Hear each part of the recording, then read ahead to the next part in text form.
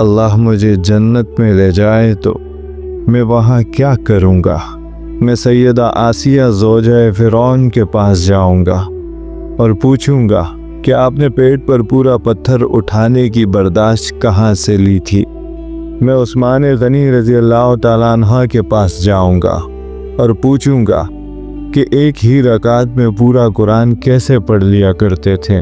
عشرہ مبشرہ سے ملوں گا، ان سے پوچھوں گا کہ جب تمہیں جنت کی بشارت ملی تو پھر تمہاری نیند کا کیا ہوا؟ مکہ کے شہزادے مصعب بن عمیر سے ملوں گا اور پوچھوں گا کہ ایسی شاہانہ زندگی کو ترک کر کے اپنوں سے ملی اذیت کے باوجود صبر اور ہجرت کیسے کر لی؟ سیدنا یوسف علیہ السلام کے پاس جا کر سوال کروں گا کہ مچھلی کے پیٹ کا عرصہ کس طرح سے گزرا؟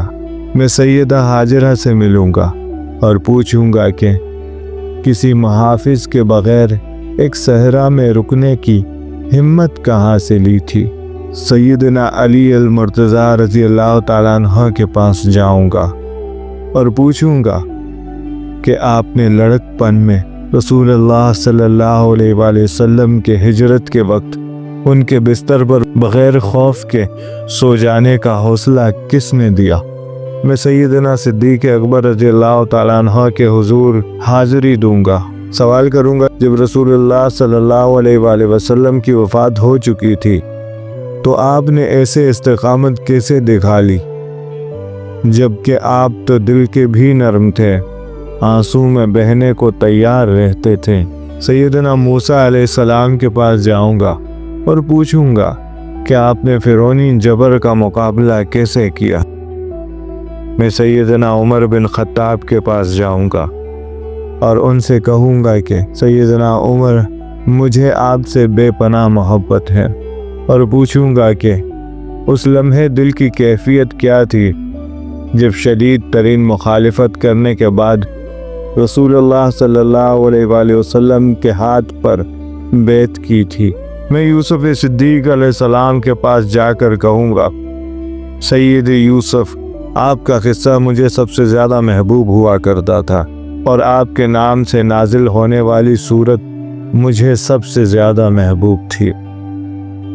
میں سیدنا ابراہیم علیہ السلام کے پاس جاؤں گا اور پوچھوں گا کہ آپ نے اپنے بیٹے کو اللہ کی راہ میں قربان کرنے کا فیصلہ کیسے پیدا کیا، اور وہ لمحہ کیسا تھا جب آپ نے خواب کی تعبیر کو سچ جانا اور اپنے بیٹے کو اللہ کے حکم پر قربان کرنے کے لیے تیار ہو گئے۔ میں سیدنا مریم علیہ السلام سے ملوں گا اور پوچھوں گا کہ آپ نے تنہائی اور آزمائش کے ان لمحات میں کیسے صبر کیا جب لوگوں نے آپ پر بہتان لگایا؟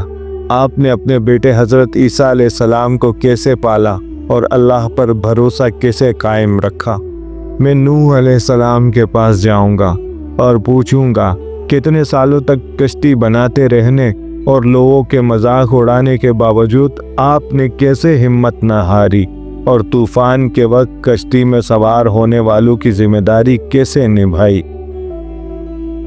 میں سیدنا ایوب علیہ السلام سے ملوں گا اور پوچھوں گا کہ اتنی بڑی آزمائش اور بیماری کے باوجود آپ اللہ کی رضا پر کیسے قائم رہے، اور وہ لمحہ کیسا تھا جب اللہ نے آپ کو شفا عطا فرمائی؟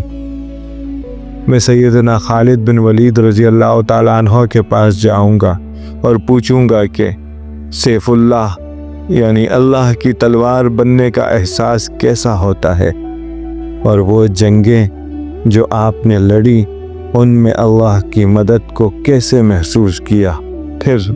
پھر میں اپنے حبیب حضرت محمد صلی اللہ علیہ وآلہ وسلم کی مجلس میں بیٹھوں گا، ان سے ڈھیر ساری باتیں کروں گا، حال دل کہوں گا، ان سے کہوں گا کہ دنیا میں آپ کو دیکھنے کا شوق ہی رہا، اور آج خداوند عالم نے آپ کے دیدار سے میری عزت میں اضافہ کر دیا ہے۔ اور پھر پوچھوں گا کہ آقا مجھے اپنی جد و جہد کا قصہ سنائیے، مجھے بتائیں کہ جو آپ کے ساتھ گزری، مجھے بتائیں کہ ان حالات میں آپ دین کیسے پھیلاتے رہے۔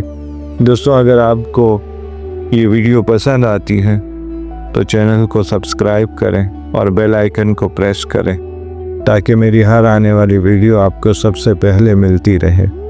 مجھے کہتے ہیں شبیر احمد، دعاؤں میں یاد رکھیے گا۔ سلام پہنچے۔